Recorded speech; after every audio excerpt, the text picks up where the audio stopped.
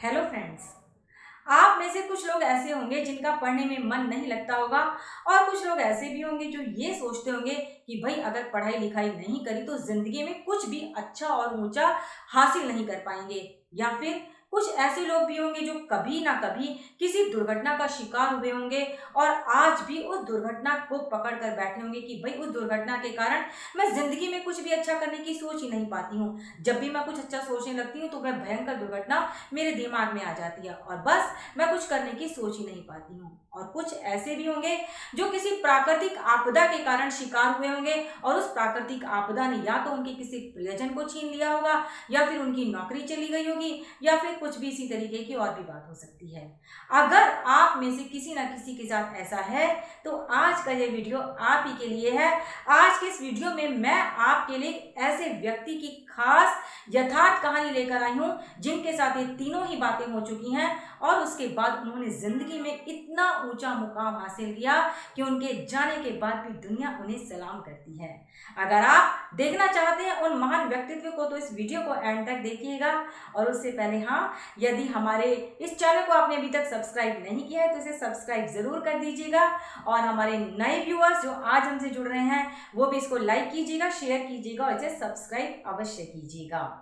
अब मैं आपको उन महान व्यक्तित्व के बारे में बताती हूँ। ये कहानी है होंडा मोटर कंपनी के फाउंडर सोइचिरो होंडा की, जिन्होंने विपरीत परिस्थितियों के आगे कभी भी हार नहीं मानी। चाहे धन की बाधा रही हो, कम एजुकेशन की प्रॉब्लम रही हो, दुर्घटनाएं रही हो या फिर प्राकृतिक आपदाएं रही हो, कोई भी उनके हौसले को डिगा नहीं पाई और वे लगातार अपनी मेहनत से आगे बढ़ते रहे और उन्होंने इतिहास रच कर रख दिया। सोइचिरो होंडा का जन्म 17 नवंबर 1906 को जापान के एक छोटे से गांव में हुआ था। उनके पिता लुहार थे और मां बुनाई का काम किया करती थी। उनके पिता को भी तरह तरह के इनोवेशन करने का शौक था। वे पुरानी साइकिलों को लेकर आते थे और उनको रिपेयर करके फिर उनको बेचा करते थे। सोइचिरो को अपने पिता के साथ ही काम करने की धुन और औजारों के साथ खेलने की लगन लग गई। समय मिलने पर वे भी अपने पिता का इस काम में हाथ बटाया करते थे। सोइचिरो का पढ़ने में कम मन लगा करता था। 5-6 साल की उम्र तक उन्होंने कार देखी ही नहीं थी।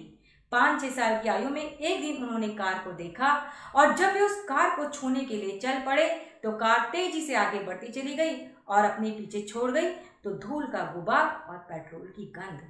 सोइचिरो होंडा को उस पेट्रोल की गंध इतनी भाई कि उन्होंने अपने मन में निर्णय कर लिया कि एक न एक दिन वे भी कुछ इसी तरह का इन्वेंशन करेंगे जिससे कि सदियों तक उन्हें याद किया जाएगा।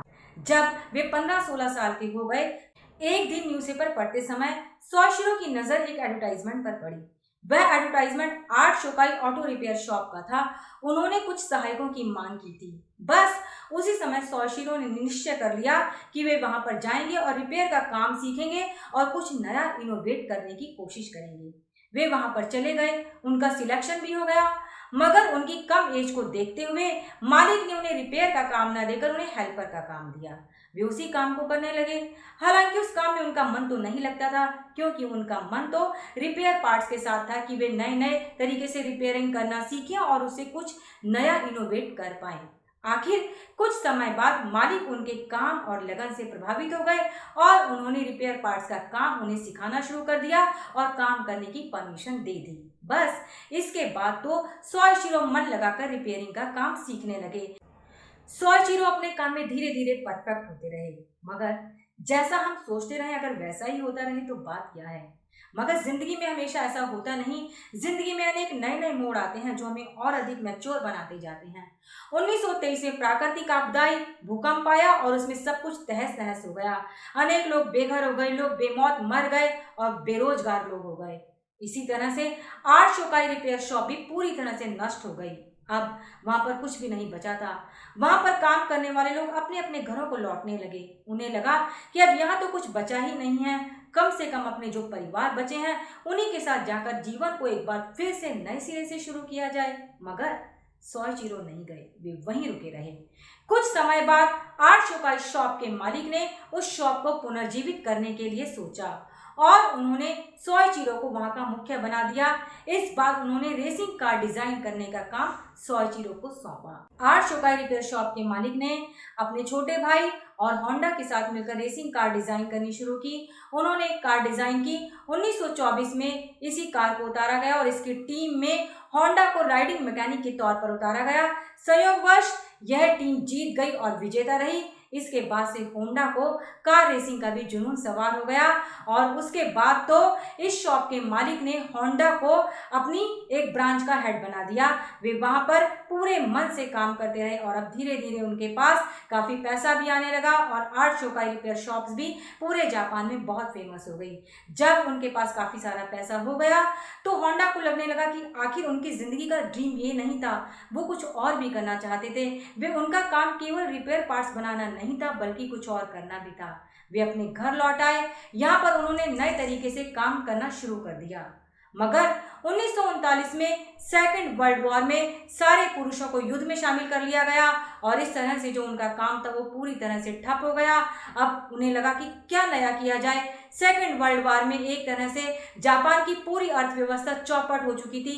लोगों के पास ना तो रोजगार था, ना ही खाने को भोजन था और ना ही पहनने को कपड़े थे।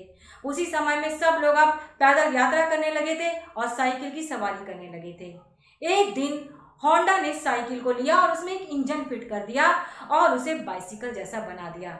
जब उन्होंने उसे एक व्यक्ति को बेचा तो उसको रोड पर जाते हुए देखकर अनेक लोगों को उत्कंठा हुई और उन्होंने होंडा से सेम ऐसे ही बाइसिकल बनाने की मांग की और इस तरह से होंडा मोटरसाइकिल का जन्म हुआ।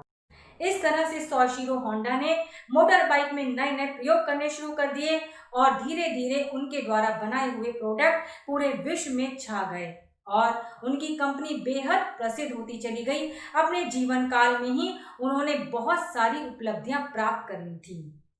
5 अगस्त 1991 को उनका निधन हो गया, मगर उनके जाने के बाद भी आज भी होंडा कंपनी और सोइशिरो होंडा का नाम स्वर्णिम अक्षरों में चमक रहा है और हम सबको प्रेरित कर रहा है।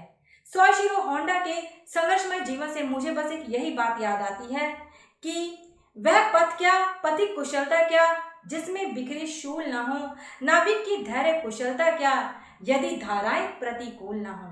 जब रास्ता हमें नहीं मिलता और हम नए रास्ते को खोजने के लिए चलते हैं तभी उस काम की सफलता में हमें अधिक आनंद आता है।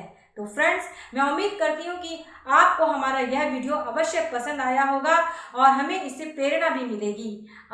मैं जल्दी ही मिलती हूँ आपसे किसी नए वीडियो के साथ।